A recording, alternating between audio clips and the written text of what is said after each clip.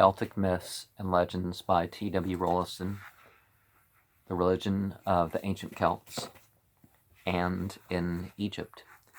In Egypt, where the national character was markedly easygoing, pleasure-loving, and little capable of fanatical exaltation, but a lot of fanaticism is what you'd call liberal, that people want the label of Christian or whatever, and they only go so far as to get whatever, and they can be some of the biggest dangers because they have some very strong underlying motivation, but the principles, you don't know what they're going to do because the beliefs and practices aren't firm enough in them.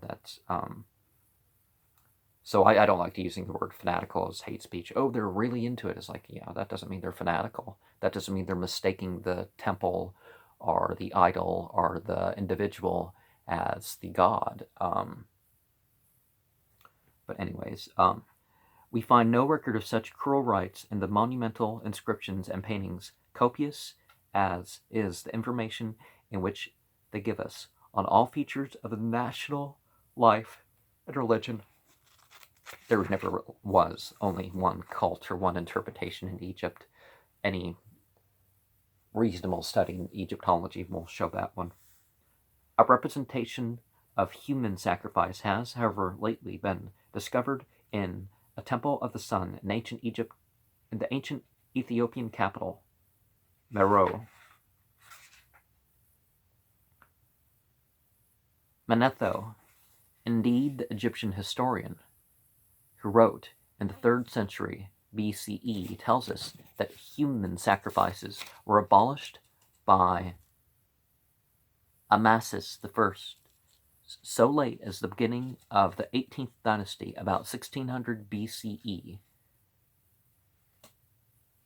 So after the first Abrahamic faith, as you would call it, the Bac Naturwa, kind of faded into obscurity among the Egyptians, although it was in obscurity to begin with, but the evidence kind of ends at about 1700 BCE.